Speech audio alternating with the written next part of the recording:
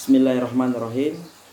Assalamualaikum warahmatullahi wabarakatuh. Alhamdulillah, salatu wassalamu ala rasulillah wa ala alihi wa ashabi ajmain, amma ba'du.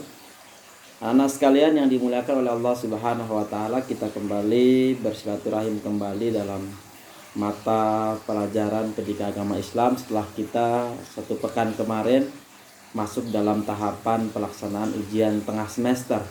Alhamdulillah kita bisa kembali berkumpul bersama-sama melanjutkan pembelajaran kita pendidikan agama Islam untuk kelas 7. Pada kesempatan yang berbahagia ini, izinkanlah saya akan menyampaikan lanjutan materi kita di bab 3 tentang bersuci, ya, bersuci.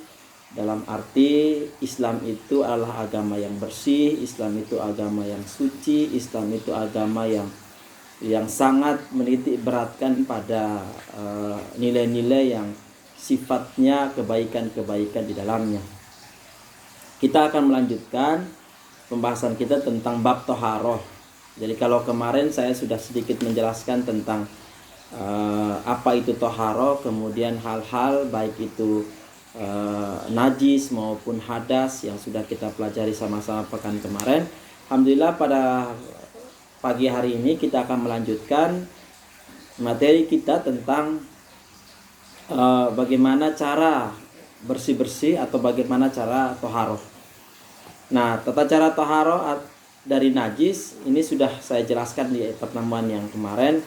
Sedangkan tata cara taharah dalam hadas itu dibagi menjadi beberapa. Yang pertama dengan cara mandi wajib, yang kedua berwudu, dan yang ketiga adalah tayamum. Nah, adapun sarana yang digunakan untuk melakukan taharah bisa dengan menggunakan air, debu maupun juga batu. Nah, pada umumnya orang bersuci itu kan menggunakan air. Ya, adapun yang bisa dipakai untuk bersuci adalah air yang sifatnya suci dan mensucikan. Nah, air jenis ini merupakan air yang biasanya bersumber dari alam, ya, baik yang keluar dari bumi maupun yang turun dari langit, ya, seperti air sumur, kemudian air hujan, air laut, danau, air embun, dan air salju, dan air-air yang lainnya yang mana sesuai dengan kriteria yang disampaikan di awal, ya. Nah, di bawah ini saya akan mencoba menjelaskan bagaimana tata cara bertoharoh dari hadas. Yang pertama adalah mandi wajib, ya. Mandi wajib adalah mandi yang menghilangkan hadas besar, ya. Sering juga disebut sebagai mandi junub atau mandi janabat.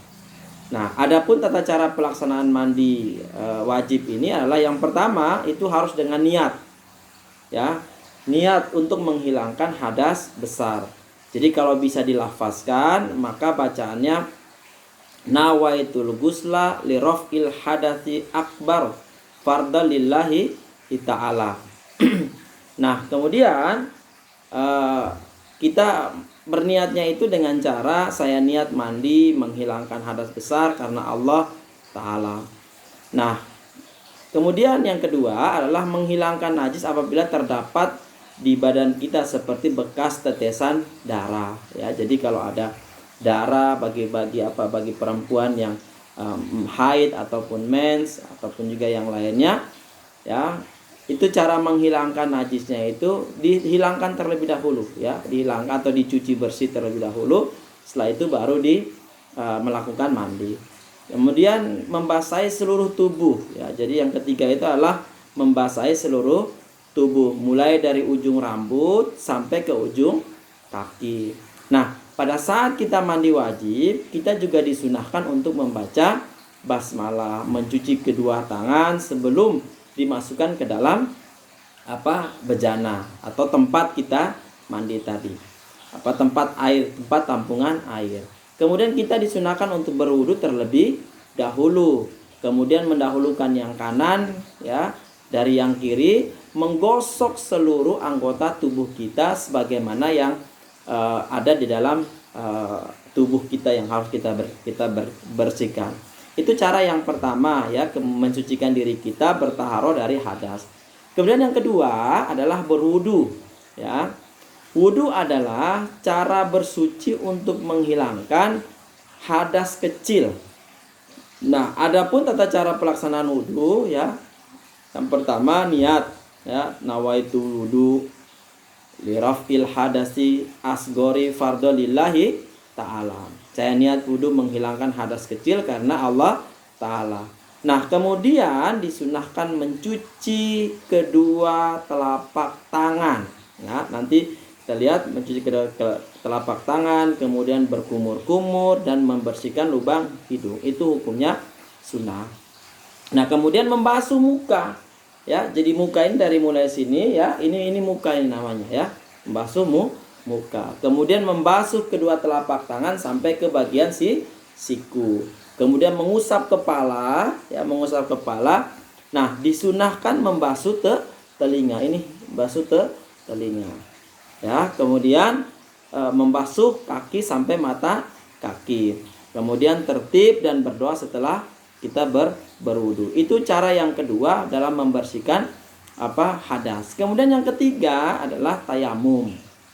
Nah, apakah tayamum itu? Tayamum adalah pengganti wudu atau mandi wajib. Hal ini dilakukan sebagai rukhsah. Apa itu rukhsah? Keringanan. Ya, untuk orang yang tidak dapat memakai air ya, karena beberapa halangan atau ada uzur yang menyebabkan dia tidak menggunakan atau tidak boleh menggunakan air ya. Contohnya karena mungkin dia sakit ya, kemudian disarankan dari dokter dia nggak boleh kena air, maka dia diperbolehkan untuk bertayamum. Itulah indahnya Islam. Jadi ada solusi-solusi di setiap ibadah-ibadah kita, yang pada prinsipnya solusi itu bisa menggantikan hal yang harusnya menjadi sesuatu yang diwajibkan. Contohnya ini tadi kan, ketika tidak ada air atau kita sakit atau yang berhubungan dengan bersuci kemudian tidak ada yang bisa kita gunakan, maka kita diperbolehkan untuk bertayamum dengan menggunakan debu yang suci. Nah, ini kan tidak sulit ya.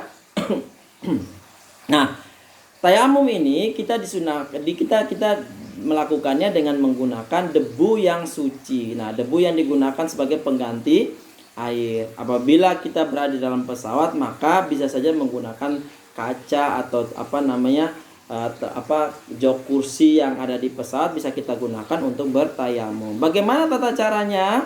Ya, cara ini boleh dilakukan jika yang pertama ya tidak ada air ya, walaupun kita sudah berusaha cari kemana-mana nggak ada air. Kemudian berhalangan menggunakan air misalnya karena kita sakit. Nah, telah masuk waktu sholat ya, bertayamum itu ketika sudah masuk waktu sholat kita nggak menemukan air dan memang kita pastikan bahwa tidak ada air, maka kita diperbolehkan untuk bertayamum. Nah, bagaimana tata cara pelaksanaan tayamum? Ya, kita berniat yang pertama, nawaitu tayamum istibahati sholati fardhalillahi ta'ala. Ya, aku berniat bertayamum untuk mengerjakan sholat karena Allah ta'ala. Kemudian mengusap ya muka dengan tanah. Jadi tempelkan tangan kita di tempat yang kita kira ada debunya.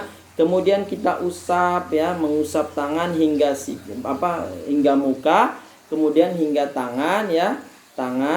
Kemudian sudah sampai di situ. Jadi nanti bisa dipraktekin. Nah, kemudian dari pembahasan kita ini ada beberapa hikmah ya yang bisa kita ambil dari pelaksanaan toharo. Yang pertama, orang yang hidup bersih akan terhindar dari segala macam penyakit ya, karena kebanyakan sumber penyakit itu berangkat dari orang-orang yang tidak bersih. Rasulullah bersabda, orang yang selalu menjaga wudhu akan bersinar wajahnya ya kelak saat dibangkitkan dari kubur.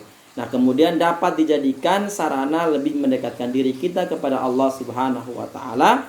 Rasulullah menegaskan bahwa kebersihan itu adalah bagian dari iman. Ini yang harus kita perhatikan. Kemudian kebersihan akan membuat kita menjadi hidup lebih nyaman dan sehat. Nah, di musim corona seperti ini kita harus jauh lebih meningkatkan diri kita, ya, menjaga diri kita, menjaga kesehatan kita agar kita menjadi orang yang lebih bersih, lebih baik. Dengan cara apa? Ikuti apa yang sudah digariskan, ditentukan, ya. Kayak sekarang kan harus ada menjaga jarak, pakai masker, kemudian cuci tangan dan yang lain sebagainya. Itu semua Islam sudah mengajarkan. Nah, tinggal bagaimana kita mempraktekkan dalam kehidupan keseharian kita. Itu adalah beberapa hikmah dari pelaksanaan toharoh. Nah, anak-anak sekalian, biar pelaksanaan pembelajaran kita ini jauh lebih baik, maka Bapak ingin memberikan tugas kepada kalian. Tolong bikinkan video, ya,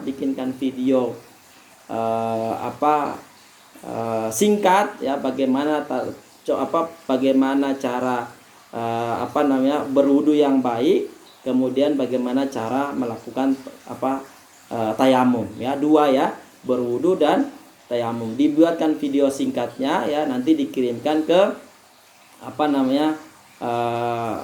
Japri ke Bapak masing-masing, ya. Terima kasih. Mungkin itu saja untuk pembelajaran kita pada hari ini. Mudah-mudahan Allah Subhanahu wa taala merahmati kita semuanya dan Allah segera angkat penyakit ini agar kita dipertemukan kembali, bisa bersilaturahim dan juga melaksanakan aktivitas kita dengan sebaik-baiknya. Tetap jaga kesehatan, ya, lakukan yang terbaik, menggunakan masker, kemudian cuci tangan, ya, kemudian jaga jarak. Mudah-mudahan Allah Subhanahu wa taala membimbing kita semuanya dan menjadikan kita orang-orang yang tetap istiqomah, dan jangan lupa ibadah kita terus ditingkatkan karena itulah menjadi sumber utama kita dalam melaksanakan atau pengabdian kita kepada Allah Subhanahu wa taala. Terima kasih. Assalamualaikum warahmatullahi wabarakatuh.